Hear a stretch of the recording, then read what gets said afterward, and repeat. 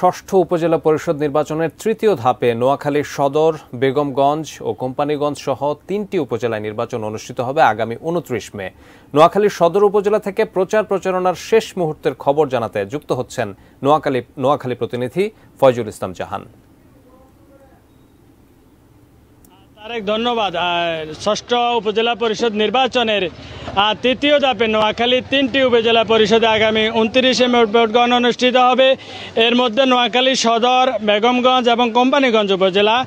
তো এখন এই প্রচারণার শেষ মুহূর্ত চলছে, আর মাত্র 2 দিন প্রচারণার সুযোগ পাবে প্রার্থীরা।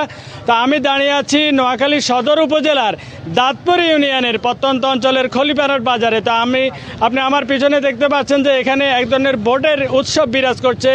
ভোটারদের দ্বারে দ্বারে যে এখানে প্রার্থীরা আর সকাল থেকে সন্ধ্যা রাত্রি পর্যন্ত তারা ভোটারদের দ্বারে ছুটে বেড়াচ্ছেন। তো আপনাকে যে বিষয়টি জানিয়ে রাখছি কি, নোয়াখালী সদর উপজেলায় চেয়ারম্যান পদে 4 জন প্রার্থী প্রতিদ্বন্দ্বিতা করছেন, পাশাপাশি ভাইস চেয়ারম্যান পদে 5 জন এবং মহিলা ভাইস চেয়ারম্যান পদে 3 জন। তো এই 4 জন যে চেয়ারম্যান পদে প্রতিদ্বন্দ্বিতা করছেন, তো এখানে ভোটের মাঠে আমি সাধারণ ভোটারদের সাথে কথা বলে যে বিষয়টি জানতে পেরেছি, 4 জনের মধ্যে এক ধরনের চতুর্মুখী এক ধরনের লড়াইয়ের আভাস দেখা দিয়েছে।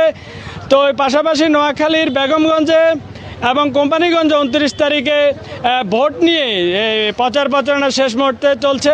এ হচ্ছে নোয়াখালী থেকে প্রচারণা আমার কাছে সর্বশেষ।